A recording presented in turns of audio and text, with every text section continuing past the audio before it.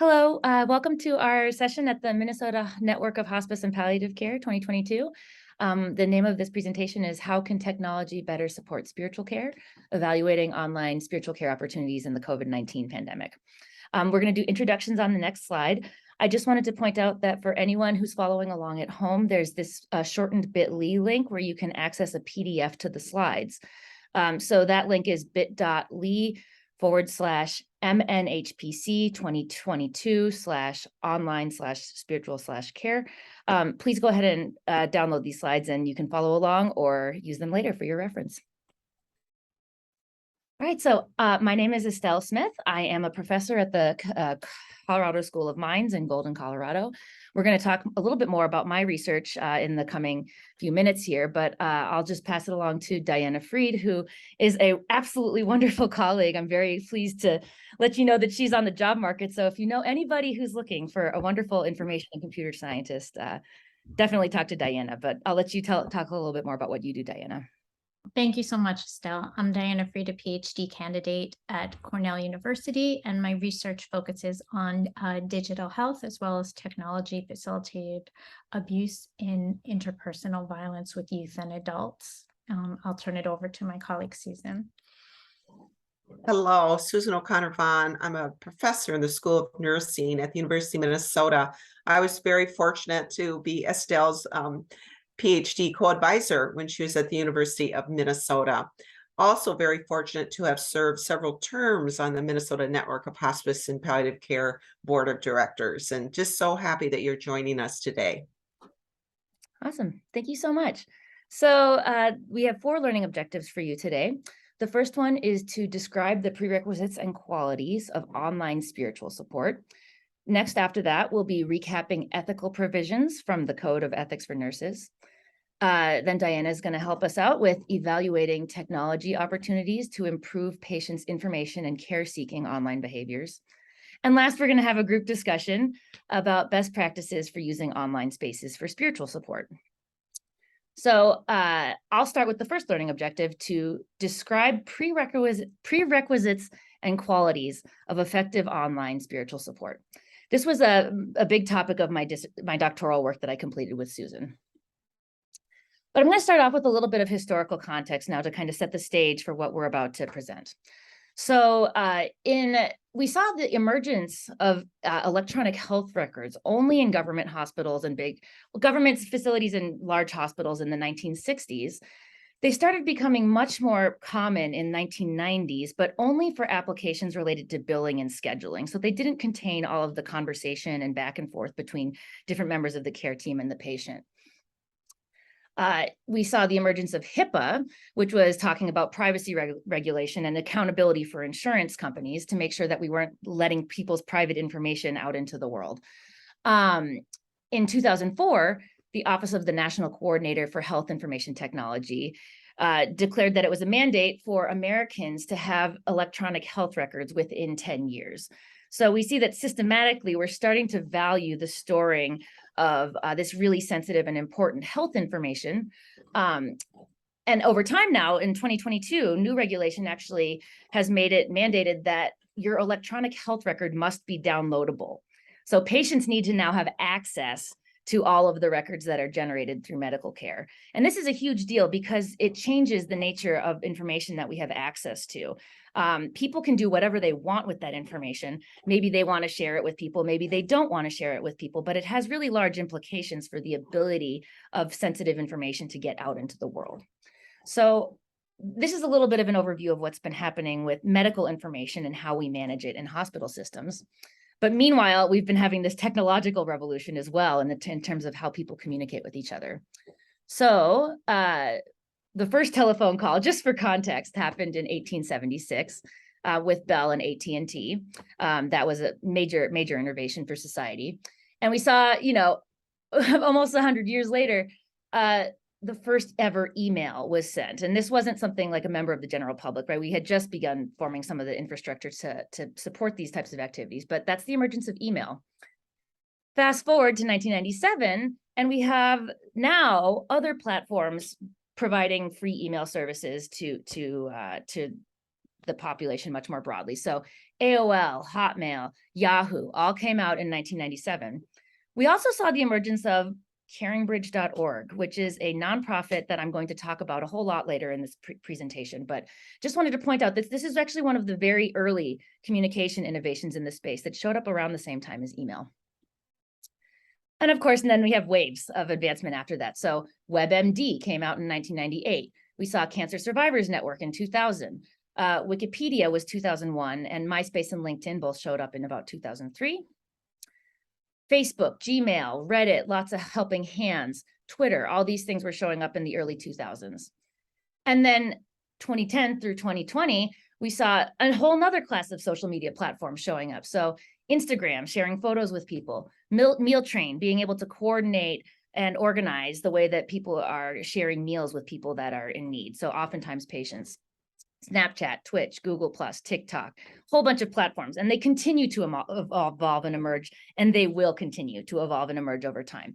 So it's really important to think about the dynamics that can occur between these two different types of systems that as people are going through medical treatment. So to kind of summarize a lot of that, so there are some of these platforms are patient-centric, in which we know who this patient is, and they're sharing information about themselves and what they need with the broader support network. So Caringbridge is one example of that. They offer online health journaling, coordinating support. GoFundMe is a way of getting money. Lots of helping hands, both Lots of Helping Hands and Mealtrain are platforms for helping to coordinate material support. So Mealtrain is all about foods. Lots of Helping Hands is about kind of all the different types of care tasks. So it might be about getting rides to the hospital, or trying to help somebody also get food, or walking their dog, all sorts of material ways of helping them. But they're platforms that are really excellent at helping patients to facilitate support directed at one particular patient. We also see a lot of behaviors on general social media, where people are also disclosing information about their health and also potentially seeking help, but it's not focused specifically on one person. So we have lots of evidence in the literature that people are using platforms like Facebook, Instagram, and TikTok to seek help and support. They're also posting things on Twitter or LinkedIn to tell people what's going on in their professional networks in their lives. And the last category of social media that people are absolutely using for these support-seeking efforts are anonymous or pseudo-anonymous platforms, where people can create a user handle that is not their actual real name, and then just go online and find strangers who have the same condition as they do, or know something about the condition that they have, and have discussions about that. This is really valuable because people who have the condition, they may not have those types of people in their own network, but they can access those people who are out in the broader world. So Patients Like Me is one specific platform where people can go and look up a specific disease state and go find a support and resources for that specific disease, similar with Cancer Survivors Network. We also see on platforms like Reddit. Reddit has a really bad rap for very good reasons. It is sometimes a very dangerous and toxic platform for certain types of identities or stigmatized illness. But there's also really supportive niche communities on there for some of these conditions as well. And people really benefit sometimes from the ability to disclose anonymously to crowds of strangers who can then provide them with support. That one's a little bit riskier in terms of what you're going to get back in response. But all of these platforms exist, and most patients, they might pick and choose which ones that they're going to use, kind of comprising an ecosystem of tech that they're using as they're going through a health crisis. So Caringbridge, I did my doctoral work with Caringbridge. There was a collaboration formed between the University of Minnesota and Caringbridge in 2015. And that's been a very productive research collaboration, resulting in lots of papers in computer science and social computing. I've been very lucky to be a part of that collaboration. So as many of you probably know, Caringbridge was founded in 1997 because one woman had a premature baby, and her friend, Sona Mering, decided that the people in the world needed to know about what was going on with this small premature child. So she created a blog site, and other people could subscribe to that blog and get updates as baby Bridget was going through her. Unfortunately, she did not survive, but Caringbridge has been around since then and has been serving, it now serves about 40 million users, over 40 million users every year, to share similar stories. Premature births is one of the categories on Caringbridge that people often share stories about.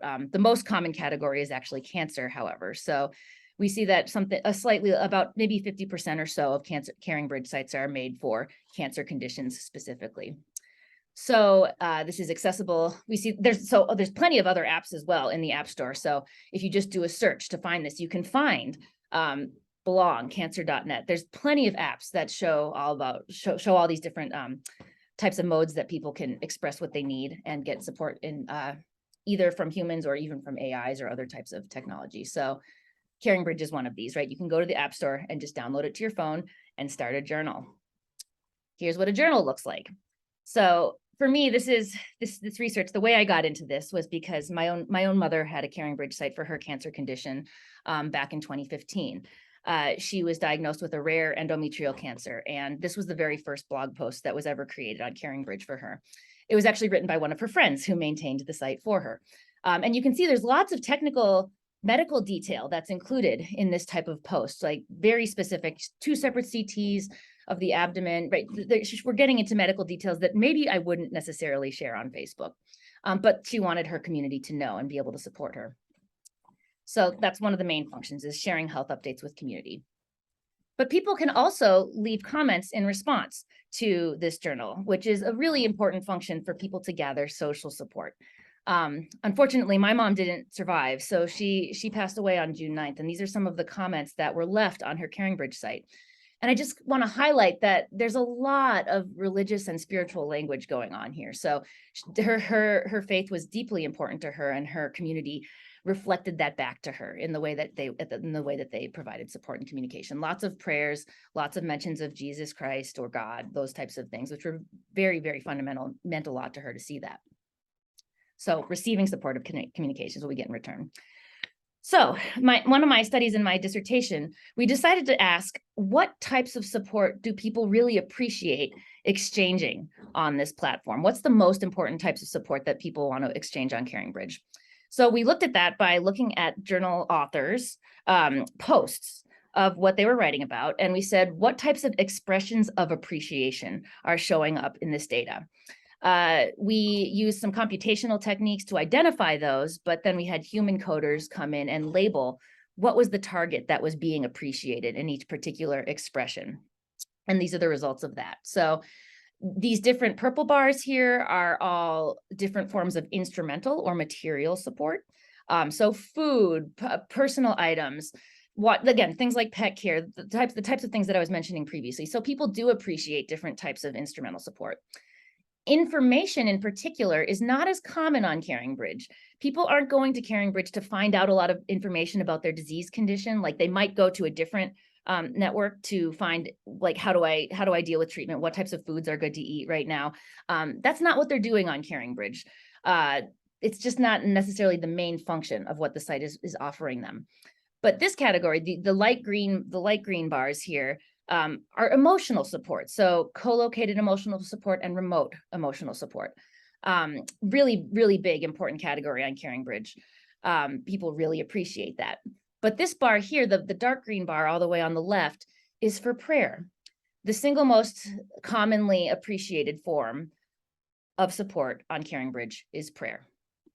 So that was a really big takeaway from the study, because the literature in HCI has more or less ignored this concept of prayer. Some people have included prayer as a type of emotional support, but it really felt distinct in the data. So it was important to us to make sure that we represented that in our results.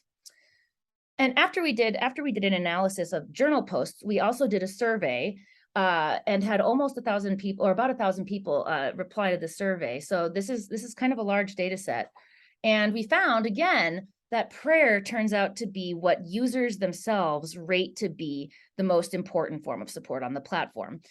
This left column is patients and caregivers. They rated, out of a scale of 4, 3.18. You can see the shape of this distribution is a very distinct shape compared to the other distributions in this column. and friends and family rated 3.39. So, and we see the same pattern. So prayer is more or less, it's similarly important to both patients, caregivers, and the people who are providing it in their broader support network. So this was really interesting, and it caused us to ask, well, if we're talking about people who are going through serious life-threatening illness, and the computer science literature hasn't touched on this, then how do we start to think about what does this mean for designing systems? We turned to a definition of spirituality that it was designed during an interprofessional group, designed by an interprofessional group of specialists at the National Consensus Project. So this is described in Pachalski et al. In 2009. But they came up with this definition that perhaps you've seen in your practice. Spirituality is the aspect of humanity that refers to the way individuals seek and express meaning and purpose, and the way they experience their connectedness to the moment, to self, to others, to nature, and to the significant or sacred. So this definition has been used in practice for about a bit over a decade now, and has been widely adopted. And we wanted to ground our study to understand, how does this notion of spirituality relate to how we might design computational systems for supporting patients and caregivers? And we did this through participatory design workshops with Caringbridge stakeholders. We had 34 total participants across groups like users themselves, spiritual and religious leaders, healthcare professionals, and Caringbridge employees.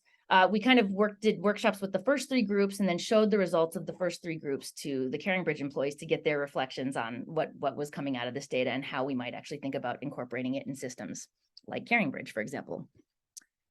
We had people go through a structured conversation to come up with a definition of what spiritual support meant to them.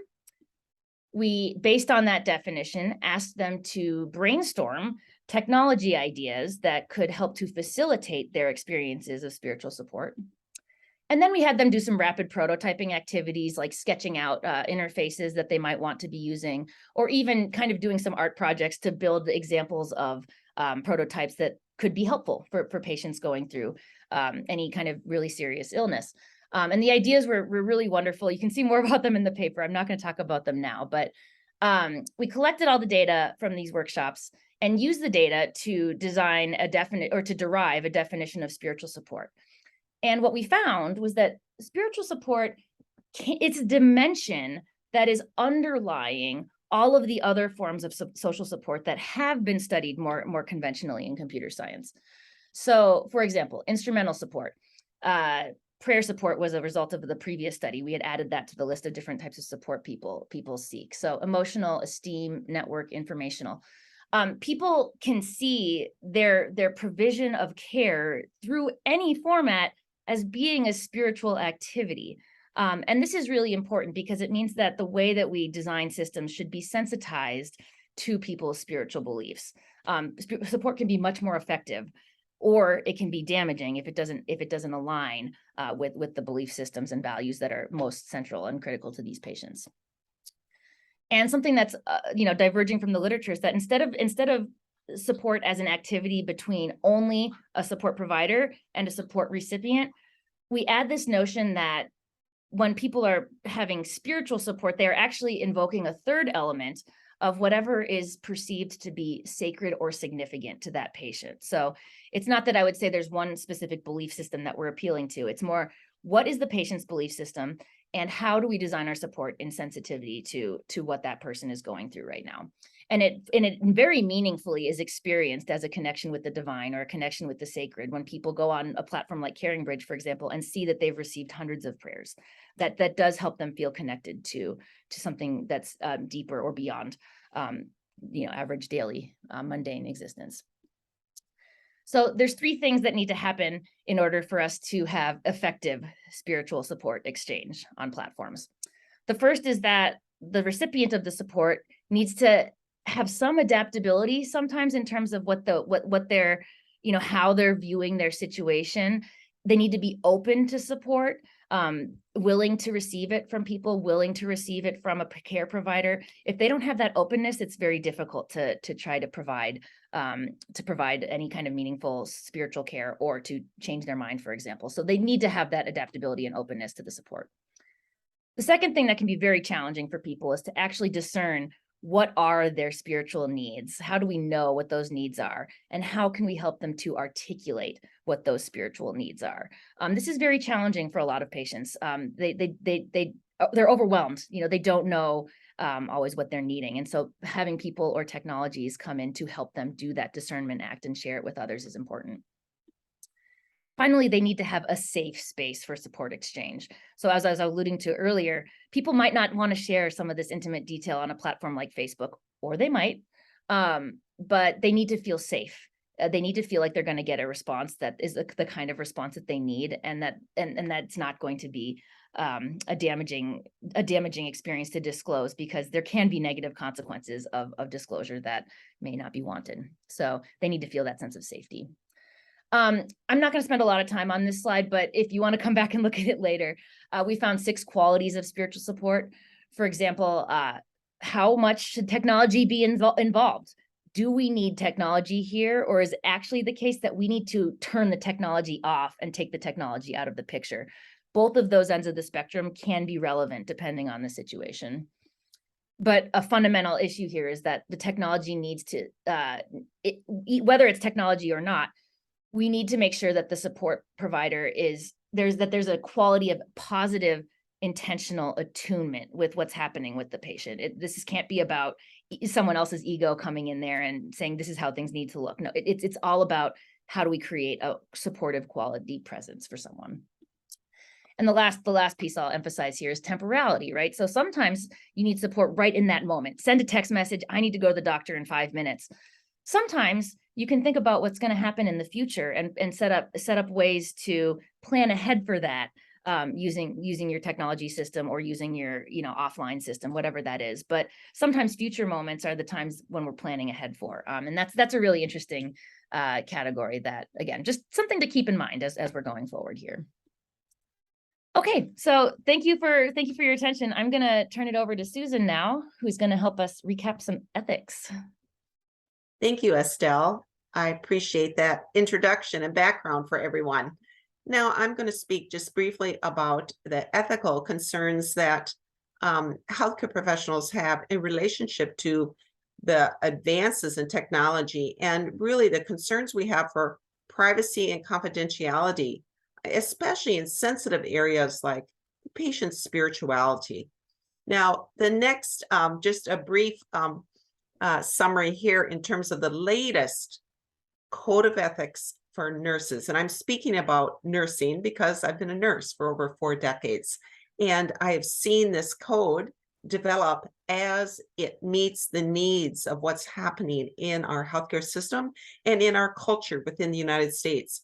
Our very first code was in 1893 with the Florence Nightingale Pledge. And over the decades, it has continued to improve and stay current with what is happening in our healthcare system and for patients and families. So you see there's 9 provisions, and specifically the provisions 1 and 3 for me really help ground me when I'm thinking about caring for patients, and especially in the areas of technology and especially in spiritual care related to technology. That provision 3 out of the 9 talks about the importance of looking at promoting, advancing, advocating, protecting the rights, health, and safety of the patient. But if you look at provision 1, it grounds you.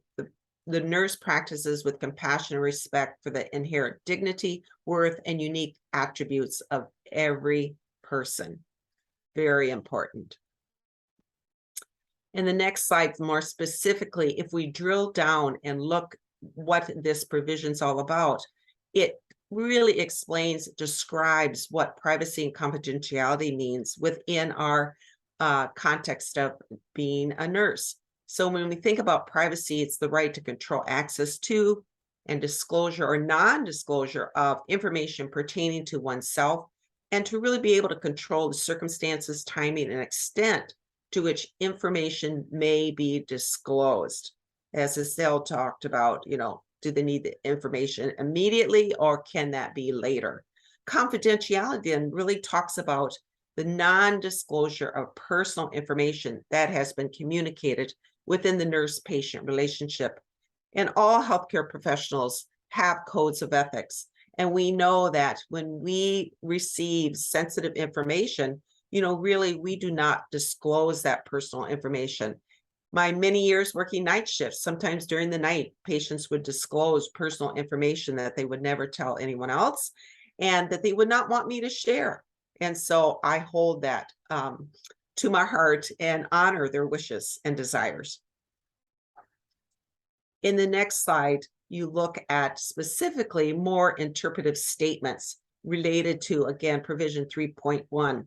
Because of the rapidly evolving communication technology and the porous nature of social media, nurses must maintain vigilance regarding all the postings you see, the images, the recordings, any commentary that intentionally or possibly unintentionally breaches their obligation to maintain and protect the patient's rights to privacy and confidentiality.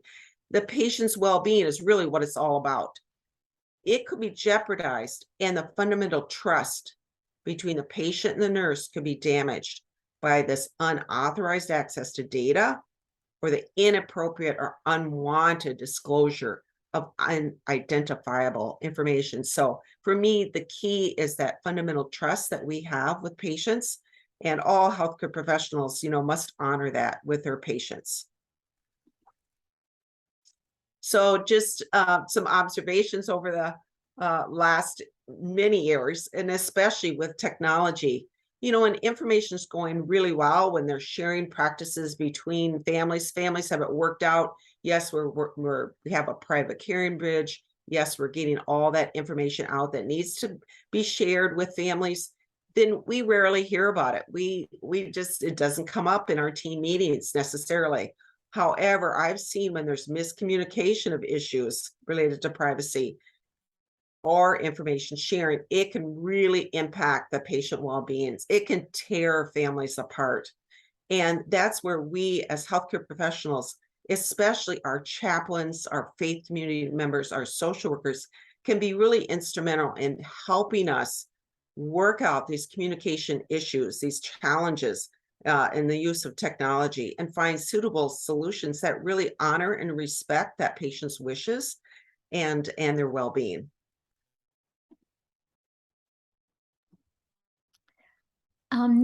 Thank you so much, Susan. Now we're going to just talk about evaluating technology. We're going to think about how to use technology to improve patient information and care seeking, and talk a little bit about online behavior, addressing privacy and disclosure. So when evaluating technology, we try to think of privacy considerations for vulnerable populations. And we can kind of break this down in terms of how to think about it. So the first decision is, should people disclose on social media, and what does it mean to disclose on social media, and really trying to understand the different features of social media platforms, who things are shared with, and which platform might be appropriate for the type of disclosure that one wants to engage in. Also, proxy disclosure, understanding that when someone shares information about themselves, it also might expose your personal information. So just broadening this discussion to include things like genetic information on 23andMe, where if someone is disclosing genetic information or a social media disclosure about themselves, it might also actually be disclosing a greater amount of information about people close to them or their community through the disclosure. So really understanding that when these disclosures are made, it can be a larger, have larger implications. And then organizational decisions, understanding what it means to disclose and understanding where data goes when we're sharing it with platforms. And one of the considerations is any of the data sold for data brokers or used in a way, especially if it's health information, that might not fit your idea of privacy. So what we tried to think about, just looking at examples and why this is important, is because these types of issues around data have happened in the healthcare space.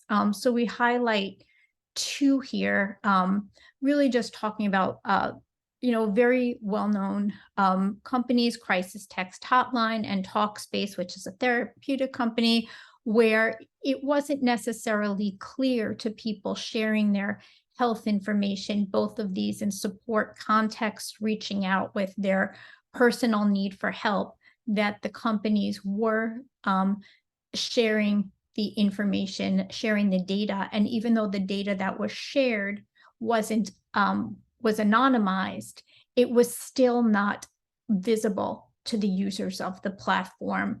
And there are a lot of ethical issues that come up when we think about the apps that we use and what is appropriate data sharing. So just thinking about these considerations when engaging with platforms to understand how your personal information may be used. Now let's just think a little bit about developing a communication strategy using technology for meeting with patients to address informational, social, and spiritual decisions. Considerations here are, what are the communication needs for the patients, the caregivers, close friends, and family, and what applications might be most suitable to address these needs, taking the patient and everyone that is involved with that patient into consideration in terms of what that communication and support looks like using technology. Oh. So when we break this down, we just consider discussing, does the app include clear harm reporting and privacy and security features? Are there moderation policies if someone's engaging with certain types of chat platforms, such as Reddit, for example? There are moderators on those platforms, or a Facebook closed group, for example. There are different types of moderation. Some groups are public, some are private. What are the moderation policies? And also just sharing with people that just because you join a group doesn't mean you have to participate. You could be a passive consumer of information, watching the conversations in the group, maybe ascertaining information for yourself or your family, or you could be an active participant sharing online. So just by engaging with the platform doesn't necessarily mean that you have to share information.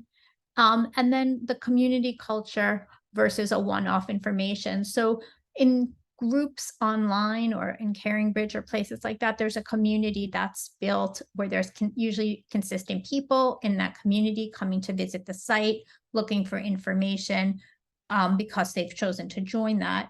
On other types of platforms, it's more of a one-off type of thing where you could post a question and someone might answer. Those are generally more anonymized, but there are different patterns to these types of applications. And then just making sure that it's a safe space for disclosure and who else is involved, who are the stakeholders involved in that online community. Awesome. Wonderful. Thank you, Diana and Susan. All right, and we're kind of approaching our last learning objective here now, which is to discuss best practices for using online spaces for spiritual support. So we've been throwing a lot of information at you about history, ethics, risk considerations. And now what we want to do is take some of the information we've been putting out and apply it to a specific case. So we're going to, just as a reminder, we've been mentioning this throughout, we have patient-centric solutions where the patient is the only highlight of a group or the main highlight of what's happening in an online group. There's general social media where you can either have platforms where you have your identity known or anonymous platforms, as Diana was just discussing. So lots of options for how people might, choose to support themselves or find community care. And as we're going through this case study, kind of keep in mind what types of fundamental tensions exist between the stakeholders in this case. What communication strategies might we use to mitigate those tensions? What referrals might be made? So this could be either to a technology platform or to a care provider or a faith community support leader, something like that. And what risks? Are there any risks that people need to be thinking about before they adopt these platforms? So we're calling this case study Bill's Blight, Unwanted Public Disclosure During Stage 4 Pancreatic Cancer. And I want to just highlight again, Susan is going to help read the case study. If you're the type of person who likes to read along, please go check out the slides. Again, they are located at the bit.ly link that you see on the screen here. And I'm just going to start out, give a little bit of context about, we have 3 different characters, 3 different stakeholders in this scenario. The first is Bill.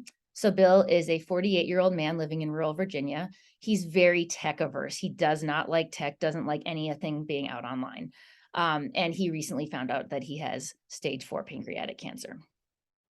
Bill's wife, on the other hand, is a little bit on the opposite end of the spectrum. She is very deeply embedded in her church, her spiritual community. They mean everything to her.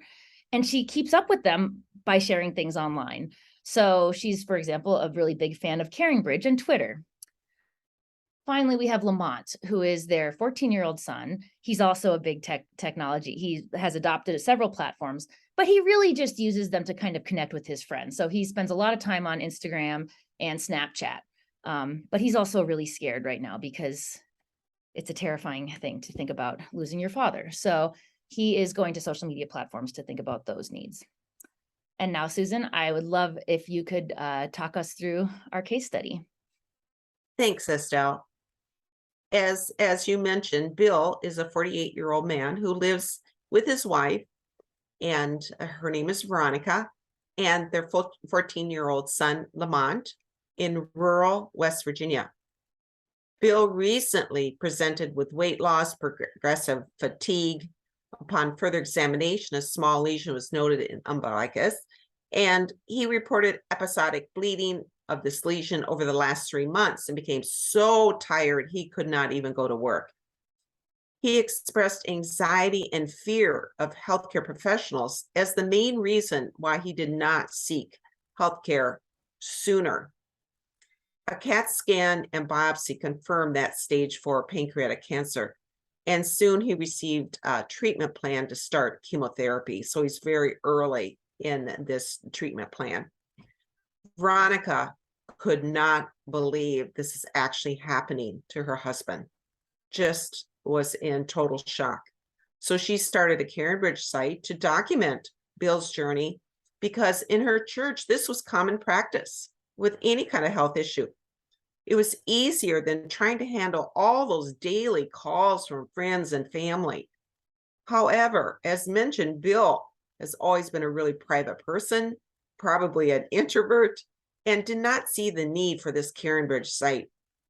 On the site, Veronica requested support and prayers for Bill. Also, a hashtag Pray for Bill was started on Twitter. Very soon, Bill started receiving all these text messages from people. He hardly even knew them, and he expressed to Veronica his deep desire for privacy at this time. Meanwhile, unknown to his parents, Lamont is afraid of losing his dad and regularly discussed the issue about his dad's illness and the conflict that the Caringbridge site is causing with his parents. He's expressed this to his friends on Snapchat. After church one week, Lamont secretly asked the family's pastor to help his mom and dad figure out their stuff, because it's making him angry that the family's wasting so much time arguing over something so stupid as privacy, when his dad is going to eventually die. And his friends on Snapchat totally agree with him. Great. All right, so that's Bill's story. We have Bill, Veronica, and Lamont.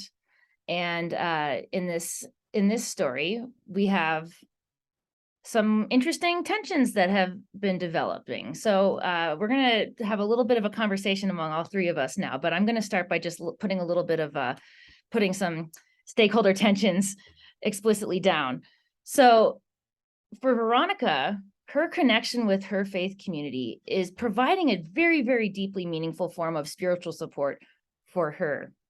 She's seen this happen before. She's had these expectations from her church community, and she wants that. Now that she's going through it herself, she really wants that. And she wants it for her husband as well. She wants him to feel care in that same way. But she's doing this very publicly. She's using Twitter, which anyone in the world can go on and look at tweets. She's using Caringbridge, which depending on, there's multiple different privacy settings, which I'll probably talk about in just a moment here. But that can be varying degrees of public. Meanwhile, Lamont is also using platforms, but he's not doing it as publicly. He's only talking to his friends, and he's keeping that confined to conversations on Snapchat or maybe even Instagram that are among a few people. So they're not getting out there beyond that crowd. And Bill just doesn't want any of this. He doesn't want people to know what's going on, right? So we definitely have some tensions that are developing in this family that are quite related to people's privacy preferences and their needs for care. So what do we all think about this?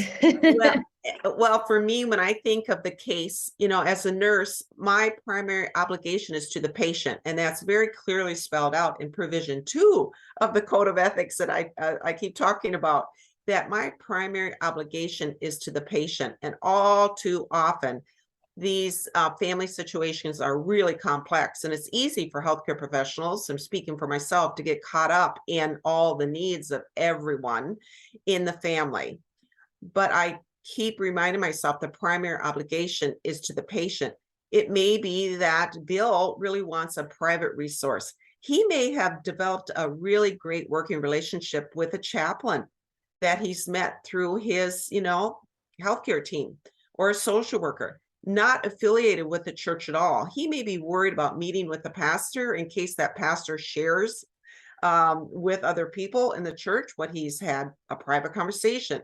So for me, I want to meet with Bill, find out what his understanding of his needs are, and really develop, a plan for him. It could be really absent of any technology whatsoever. But again, my primary obligation is for the patient. And I would also hope that he had an advance directive and work with that agent that he has for his advance directive to make sure that Bill's wishes and desires are being honored in this area of spirituality. Yeah, I think you bring up a lot of really important points. And you also mentioned that it might not even include technology. And we're living in a time now where so many people do want updates, and so many people are sharing their contexts publicly, quite publicly on different platforms. And so I think that you're highlighting this tension of trying to really respect the patient's need and kind of let that govern the technology decision making, so that the family is kind of moving more towards the privacy decisions of the patient, and getting support in a way that aligns with that, rather than publicly, like social media might suggest. So it's a lot of challenges around that. And I think it was interesting that Lamont, we've talked about Lamont a little bit. He seems to actually have a fairly effective strategy for talking with people that he cares about and getting the support and love that he really needs from his friends. But the fact that he's doing it in this way that isn't making it available to others, does Bill have a problem with Lamont doing that? I mean, it doesn't seem likely, because it's not going to have a repercussion for Bill. It's not going to violate Bill's privacy preferences, because you can't tell your kid to not talk to anybody about this ever. That is a natural human process and a need to be able to discuss these things with people. But to ensure that, that it's not violating his dad's needs and we thought it was very responsible that he also sought some guidance from the pastor in his church. It's like, that's a really mature insight to go to a care provider and say, hey, can you help my family figure this out? So I think, we had a couple more in terms of thinking about some of these individual services. There's really interesting options for doing that. I'll talk about Caringbridge, and then maybe Susan and Diana can comment on some of the others. But Caringbridge is one of the really important and cool things about it is that you can there's 3 different privacy levels for sites that you can select, and it's very easy to do this. When you go on, it takes about 30 seconds to make a journal. And that's one of the first questions they ask. Would you like this site to be completely private so that only email addresses that you invite are available to view the site? You can make it so that only people with a registered Caringbridge account can view the journal, or you can make it totally public so that anybody who wants to can go read this Caringbridge site. So those are powerful options because it really gives you the choice to decide how you're going to use this site. In this case, it might be that Bill really doesn't want a Caringbridge to exist, period. That might be the case, and if Bill says that, then we really need to respect that. Bill might be okay with a Caringbridge site if only 5 or 7 people from the church knew about it, who were the really key people that needed to know about it. And we can make that happen. We can make it only 7 people that we invite, right? So that option exists and is available. A lot of people choose, actually the most common choice that people make on Caringbridge is to have only registered Caringbridge users attend or look at the site, because then the people who are managing the Caringbridge site, the patient or the caregiver, can go and look and see who has been here on every single individual journal update. So it gives them the power to know who has been there, who has seen this information, or to block people that they don't want to come back later in the future. So that's a really powerful technology affordance that Caringbridge offers that might be acceptable if Bill is okay with it. But if Bill says no, he doesn't want a Caringbridge to exist, there might be other options that could help Veronica. So maybe I'll let Susan or Diana pick up with some of those options that might be available to Veronica in that case. And I'll just mention that, a variety of health systems, and those of you attending this conference come from a variety of health systems, have support groups, be it for the patient, be it for the caregiver, be it for the children, whatever it is. And many of those support groups were in person before the pandemic. Then the pandemic hit and we all had to pause and we all had to pivot. So many support groups went to Zoom. And so that way patients could stay home and stay safe during the pandemic, along with their caregivers. And many, the systems have specific peer group supports for adolescents, for example. And many have remained on Zoom just because it's so much more efficient and safer for patients and families. And you're not getting in the car and driving to the healthcare system. So a great variety. And that's one of the silver linings about the pandemic. There's like one silver lining is that we've really become accustomed to using Zoom, and it's much more accessible to patients and families of all different ages and all different needs. Yeah, and just speaking a little bit to online support groups, I think another thing to be aware of is there are online support groups that are not hospital affiliated. And so if a person chooses to join one of those groups, it is worth investigating a little bit about who's running it, what the rules are of that group, what the licensing and training is of the person leading that group, and understanding a little bit about what the privacy policy is within that group. So, just understanding that there's a lot of different options. And so really just making sure that you understand, if you're going outside of the hospital system, what those could look like. Yeah. And we've talked a bit, as a group previously about some of the differences between some of these spaces. Like, it's really interesting when you're in a private Facebook group, maybe the moderator is really engaged and really active and trying to remove, if somebody posts something that's untrue, misinformation, they might remove it right away. And those groups, but you know who everyone is, right? So there's a little bit of a dynamic of like getting to know people in a small setting, or a large, it could be thousands of people potentially in a Facebook group as well. But there's sometimes more control versus a Reddit type of situation where you can actually get really wonderful support on Reddit. You absolutely can, but you can also get abused or trolled, or, people just saying stigmatizing comments to you. So it's really kind of what are the risks, right? When you go to these different platforms, and what are the opportunities as well, because they do exist, but you have to be prepared for the consequences that could happen. So we saw in this example that actually Lamont probably did a really good job. It seems like Lamont's behavior is probably not causing too many of the issues that are happening. But you could also imagine the opposite. You could imagine a teenager going on TikTok and making videos that, 1,000 or 1 million people end up eventually seeing. That's the opposite situation. So being prepared to have conversations with teenagers about actually maybe our use of social media should be kind of this private thing, unless that's not what the parent wants or the patient wants.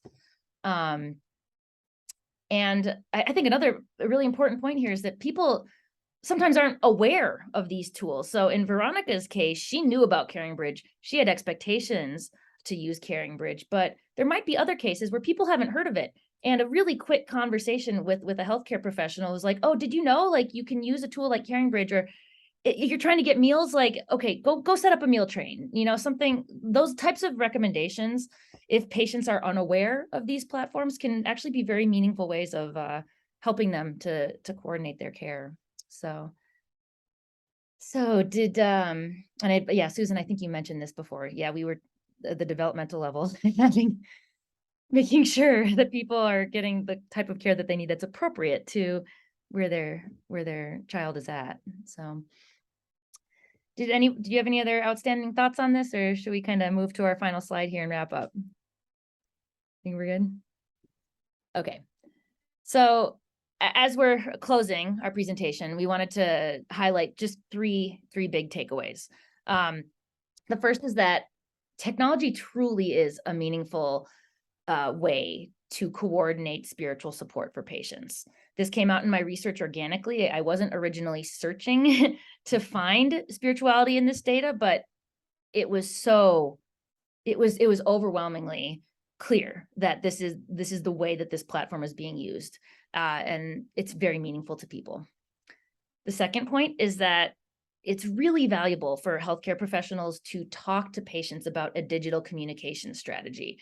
It can be very preemptive. It doesn't have to be a long conversation necessarily, but if these conversations happen early, upon diagnosis, for example, or shortly after diagnosis, that is a wonderful time to think about how we're going to use technology to facilitate the care that people need, and do it in a way that honors the different stakeholders' needs, but especially focusing to make sure that we are committed to the patient primarily, and kind of helping other stakeholders understand that same orientation. And finally, when you're doing that, make sure that you're evaluating some of these technologies to think about what the benefits of each platform might be, or some of the risks. So with that, I will say thank you again. I'm Estelle. Just again, little pointer to Diana. She's awesome. She's a really excellent researcher. So anybody looking in the space, give her an email. Yeah. Thank you. And thank you all for attending, and feel free to contact us if you have follow-up questions at all that you think of later. We're available for any kind of follow-up. And again, thank you for attending. Okay, thanks. Bye.